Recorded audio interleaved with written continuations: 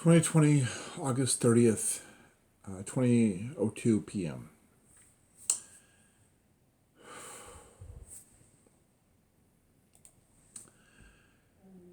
It appears, based off of the mathematical evidence, that Miramont Castle is a lot more complicated than I thought it was. I had one of my ideas was that Miramont Castle could be part of a sequence of buildings that are reminiscent of the Roman Forum, the Colosseum, the Temple of Venus, the Forum, the Capitoline Hill, which it is a mathematical representation of, then the Field of Mars, the river, and then the Vatican, which used to be the Vatican Hill, which was removed very shortly after the crucifixion of Jesus, as well as the west side of the Vatican Hill, where St. Peter's, the Dome of St. Peter's is in the present. That being where the Temple of Janus was, period.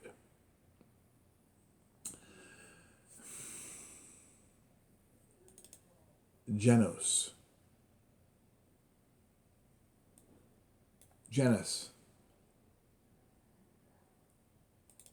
Temple of Janus.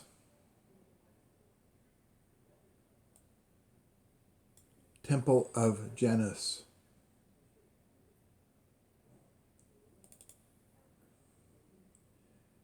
Janus. So, putting these bits and pieces of evidence together, it becomes a physical aspect of several things happening all at the same time, period. But a few hours ago, I put together this graphic, This graphic being the Giza Plateau, period. The Giza Plateau is, of course, the Khufu Pyramid to the oriented would be to the north, which is actually, in this orientation, it is northeast. The whole thing would be rotated a little over 90 degrees from what it is on the Giza Plateau, period. The Khufu northeast, Khafre farthest north, on the Giza Plateau it is the farthest west, and Menkaure being southwest, period.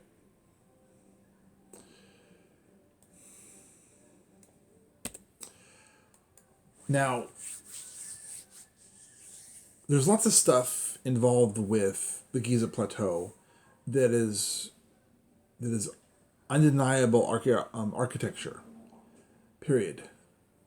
Among the things that it has is the 3 steps of Freemasonry, the first step being the EA, then you have the FC, then you have the MM, and the other direction you have the causeways, which in a way create the apron, period.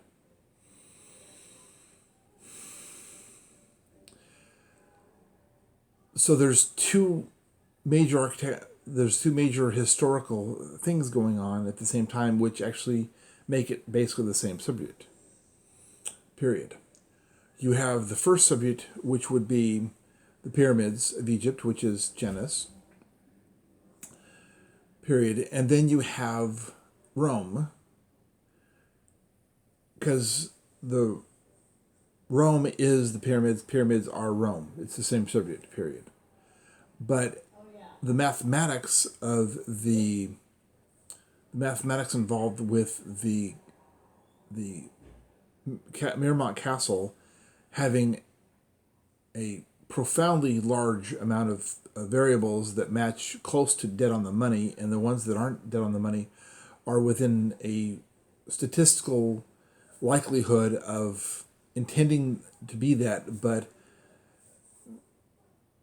you also have genocide conditions under the Great Awakening movement, under both General Palmer and Margaret Davis Hayes and her clandestine and her Confederate troops, and the Sons of the Confederacy being militantly very strong in Old Carter City, and General Palmer's clandestine troops being at the OSS Black Site, Fort Carson, although it wouldn't be called Fort Carson for quite a while, period. You have 2, 3, 4 major armies competing for dominance in the area, period. And decades before this, you also had a significant problem with those armies were competing over control over the Colorado territory, state of Colorado, and the state capital was dead in the middle of it. The state capital was in what would become will be called Bancroft Park in several decades. Now, the capital was in Bancroft Park, what is now called Bancroft Park, period. The fictional state capital is almost entirely fictionalized propaganda, period, which I've gone into in other sections. We can cover that somewhere else, period. To make it extremely brief, a bunch of fat, old, religious nut jobs, numbering several dozen to several hundred, and then support staff of a couple hundred more, period. Are they going to pick this tiny little cabin that 40 people can't fit inside of it and sit down? I've been in the building several times. You can't fit 40 people in it and sit down.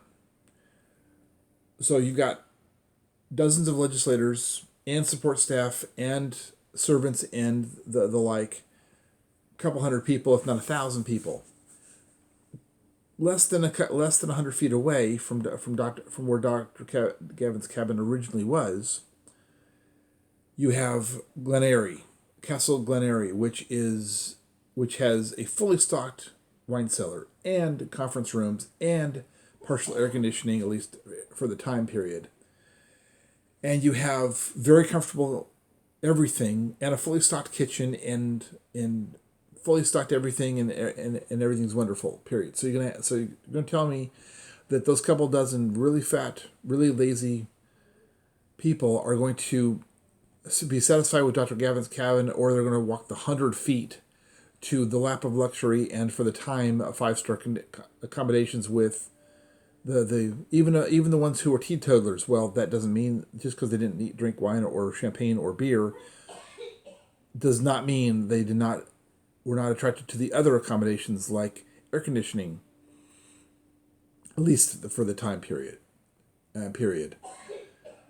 The accommodations in Glen Eyrie were better than first class for the time. The accommodations in Dr. Gavin's cabin were one step above a tent. So yeah, I completely believe them when they said they never went to Glen Eyrie, which is 100 feet away. So the point being is